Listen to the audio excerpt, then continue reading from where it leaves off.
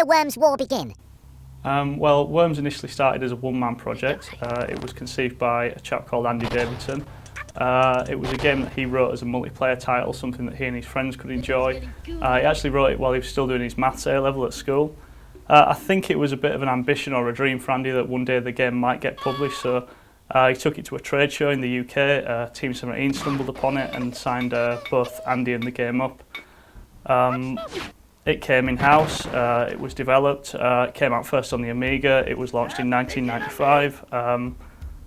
The game came out at a time when 3D graphics were popular. You had consoles like the PlayStation coming into prominence, so from some quarters it initially received a little bit of short shrift because it had a simple appearance, but it was difficult to argue with the addictive quality of the game, and it went on to become a commercial and critical success. How has Worms changed? Well, over the years there's been quite a few iterations of Worms. The most dramatic change probably came in the mid-2000s. The game made a couple of appearances in 3D. These appearances were solid enough titles, but they seemed to have a little bit of a mixed reaction, and that was mainly due to the fact that there were natural changes to the gameplay brought about by the game just being in 3D. It lost a little bit of its defensive qualities, some of the strategy suffered a little bit, and it became more difficult to make shots in 3D and so on and so forth. Following those 3D versions, you got the emergence of digital platforms like the Xbox Live Arcade service from Microsoft, Sony's PlayStation Network, the App Store, etc. And when we launched on these platforms, the game went back to its 2D roots and sort of got a new lease of life, really, because it was really successful on those platforms. Can you tell me about your own involvement in the series? To some degree, I've been involved with every Worms game, almost every Worms game since 1999, starting with Worms Armageddon on the PC. I think my first role as a lead designer was in 2006 with Worms Open Warfare 2 on the PSP and DS. So, if my maths are right, the original was 17 years ago and brings us to Worms Revolution. Can you tell us more about Worms Revolution? When we first sat down to think about what we wanted to make in this latest Worms game, our first port of call was to establish some aims.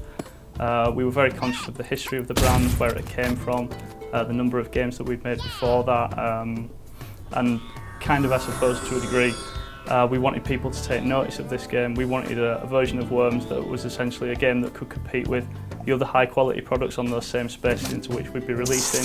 We didn't want to make just another Worms game. Terms like a next-gen version of Worms were bandied around a lot. So we basically established that we would need a new engine.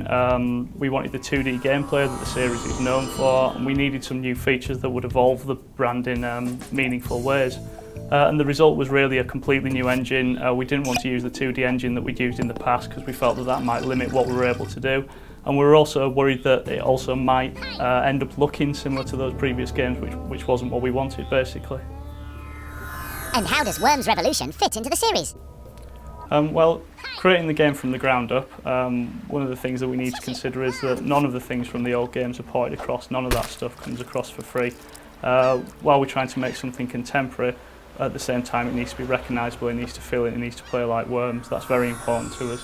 We have staff members working on getting the balancing right. They've worked on numerous Worms games such as Worms Armageddon in the late 90s. With the new engine we've got gorgeous high definition graphics. We get a 3D landscape that, thanks to some very clever tech, deforms to the same resolution as the 2D games. The game loses none of its defensive strategy with the landscape being in 3D. If anything, we've got a host of new features such as different types of worm, physics objects, dynamic water.